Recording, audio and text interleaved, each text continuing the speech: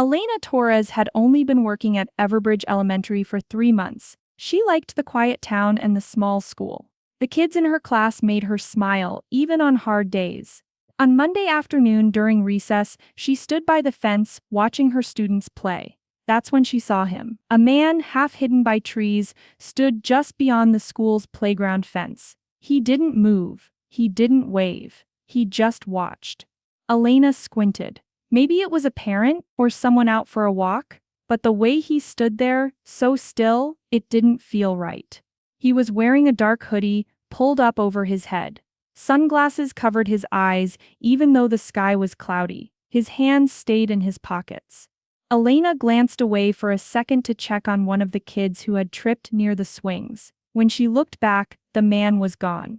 Later that day, she walked into the principal's office. Principal Rowe was friendly but always seemed a bit rushed. "I think someone was watching the kids from the woods," Elena said. "A man. He looked wrong. I just had a bad feeling." Principal Rowe raised an eyebrow. "Are you sure? That area backs up to the nature trail. People walk there all the time." "I know," Elena said, "but this felt different. He wasn't walking, he was just standing there, watching." Principal Rowe nodded slowly. "I'll tell the police, just in case." An hour later, 2 officers arrived. Elena explained what she saw again. Officer Brett Harris leaned against a desk, arms crossed, while Officer Denton wrote a few notes. "Well, unless he was doing jumping jacks in the bushes, sounds like you just saw a hiker," Brett said, chuckling. "People get paranoid in small towns." Elena felt her face flush. She didn't expect applause, but she didn't expect to be laughed at either. Officer Denton gave a half smile, not meeting her eyes. After they left, she stood alone in the hallway, hands shaking slightly. Maybe she was wrong, but deep down Elena knew what she saw. And the feeling in her gut hadn't gone away. In fact, it was only getting worse. The next morning, Elena walked to the Everbridge Police Department. She hadn't been able to sleep. Every time she closed her eyes, she saw that man's shadow near the trees. Maybe it was just a hiker. But what if it wasn't? She waited in the small front office until Officer Brett Harris came out. He gave a smile that didn't feel real. "Back so soon, Miss Torres," he said, sipping his coffee. I can't stop thinking about yesterday," Elena said. "I know it might sound silly, but something about that man felt off. He wasn't walking the trail. He was watching the kids. Maybe you could check security cameras," or Brett held up a hand. "Look, we're not trying to dismiss you, all right? But we've got real cases to deal with. No one else saw anything. Maybe you were just tired." Elena's heart sank. He leaned back in his chair. "Tell you what, if this mysterious hoodie man shows up again, take a picture. Otherwise, there's not much we can do." Behind him, Officer Denton stood quietly. He looked younger than Brett, maybe just out of training. For a second, Elena thought he might say something. But he didn't. She walked out of the station feeling small and foolish. What she didn't know was that as soon as the door closed behind her, Brett let out a loud laugh. "Did you see her face? Like she's solving a crime drama or something." Officer Denton shrugged. "She seemed worried." Brett rolled his eyes. "It's a small town. Some folks just aren't used to quiet. They start seeing ghosts in the trees." Back at the school, Elena tried to focus on teaching. She read a story to the class, helped them with math, smiled when they handed in their drawings. But her mind kept drifting to the edge of the playground. Later that day, during recess, she checked the woods again. There was no one there. But the unease didn't leave. It sat heavy on her chest, like a storm cloud waiting to burst. Something was wrong. She felt it in her bones. And someone out there knew it too. It happened on a Thursday. The school felt normal that morning. Kids laughed in the halls. Teachers handed out worksheets. Birds chirped outside the classroom windows. Then, just after lunch, the news came. Tommy Reyes, a 10-year-old boy in Elena's class, hadn't made it home the day before. His mother called the school in a panic. "He always walks straight home. He never wanders off," she cried over the phone. The police showed up within the hour. They searched the school grounds and the woods behind the playground. Teachers were told to stay inside with their classes. Elena's hands trembled as she tried to keep the kids calm. She couldn't stop thinking about the man she saw. Her chest felt tight as she watched officers walk through the same part of the trees where the figure had stood. They weren't moving quickly. They weren't treating this like an emergency.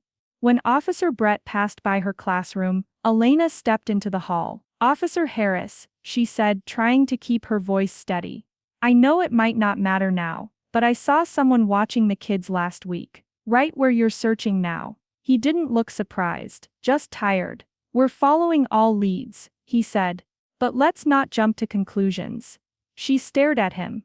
"I told you something was wrong. I begged you to check. You said it was nothing." He shrugged. "Well, if we chased every feeling people had, we'd never get anything done." Then he walked away. That night the town changed. Posters with Tommy's face were taped to store windows. Parents locked their doors early. Teachers whispered in staff rooms. Some looked at Elena differently, like she should have done more, like it was somehow her fault. Even Principal Rowe avoided her in the hallway the next day. One mother pulled her child out of Elena's class completely. "I just don't feel safe," she said without looking her in the eye. Elena sat in her car that night and cried. She had spoken up, she had done everything she could. But no one believed her. And now a child was gone. She thought about Tommy's shy smile. The way he always raised his hand, even if he didn't know the answer. The woods behind the school were quiet again. But silence didn't mean safety. And Elena was done being quiet too. Something had to change. By Monday the search for Tommy had slowed. Police set up a command center in the school gym, but it mostly looked like a few folding tables and cold coffee. Volunteers came and went. Drones flew over the forest, but nothing was found. And slowly the whispers started. "They say Miss Torres was the first to report something strange. She was always watching the woods. She probably scared the boy herself." Elena heard them in the hallways, in the grocery store, even in the parking lot after school. She felt like a ghost walking through town, seen but not truly heard. At a staff meeting, Principal Rowe cleared his throat. "Let's be mindful of how we speak to families. There's a lot of fear right now. Let's not add to it." He didn't look at Elena when he said it, but she felt the sting anyway. That afternoon, she found a note in her classroom mailbox. "Maybe if you weren't so busy spying on shadows, this wouldn't have happened." No name, no handwriting she recognized. Her hands shook as she crumpled it and threw it away. At home her phone buzzed with another message from an unknown number. "He's gone because of you." Elena sat down on her kitchen floor and cried, until her voice gave out. She had tried to help. She had spoken up early. But no one believed her then. And now they blamed her for not doing more. The unfairness of it burned inside her. The anger, the guilt, the helplessness. Then something inside her shifted. She remembered something she had almost forgotten. The trail camera. Weeks ago she'd set it up behind the school. Just an old wildlife cam her brother had given her for Christmas, now tied to a tree near the woods. She hadn't even checked it since. Elena grabbed her coat and keys. Her hands were still shaking, but not from fear, from hope. She didn't know what she'd find on that camera. Maybe nothing. But maybe, just maybe, the truth was still out there, waiting to be seen. Elena reached the woods just before sunset. The trees were quiet, the wind barely moving. Every step felt heavy, like the ground was holding its breath. She followed the narrow trail behind the playground, past the spot where she had seen the man. Her heart pounded. What if the camera had been stolen? What if it had never even worked? But then she saw it, still tied to the tree, right where she had left it. A little dusty, but the red light blinked once when she touched it. The battery had survived. She brought it home and plugged it into her laptop. At first there was nothing. Just squirrels, birds, branches swaying in the wind. A few kids had wandered too far during recess and run back giggling. Normal stuff. Then on a clip from last Tuesday her breath caught. There he was. A tall man in a hoodie, standing near the tree line. His face was blurry, but his posture was clear. He wasn't walking. He wasn't hiking. He was waiting. She clicked to the next clip. Now it was nighttime. The man returned, this time dragging something behind him. It looked like a tarp. Long. Heavy. Elena covered her mouth, her stomach twisting. Then another frame. The man opening an old rusted door in the ground, like a hidden shed or cellar. He disappeared inside, pulling the tarp with him. Then darkness. She watched the clip 5 more times. To be sure, it wasn't her imagination. She burned the footage to a flash drive and printed screenshots. This was proof. Real proof. The next morning, she returned to the police station. Her hands were cold even in her pockets. Officer Brett wasn't there, but Officer Denton was. "I have something you need to see," she said and placed the flash drive on the counter. Denton frowned. "Miss Torres, we've already. Just watch it," she said. He sighed and plugged it in. As the footage played, his eyes widened. His face turned pale. He stood up without a word and disappeared into the back. Elena waited. 10 minutes passed. No one returned. Then she heard laughter. From the back room, Brett's voice. She planted it. "Come on, Denton. You're not really falling for that." Elena's chest burned. They were still ignoring her. So she made a choice. If the police wouldn't listen, someone else would. Elena didn't sleep that night. She stayed at her kitchen table, the flash drive beside her, watching the footage again and again. The man, the tarp, the hidden door. It was all there. By morning she had made up her mind. If the police wouldn't do their job, she would find someone who would. She remembered Maya Chen, the local reporter who hosted a segment on Channel 7 News. Maya had once covered a story about a missing girl from a nearby town. She didn't just read the news. She dug for the truth. Elena sent an email with the subject line, "You are Gent missing child. Ignored warning. I have proof."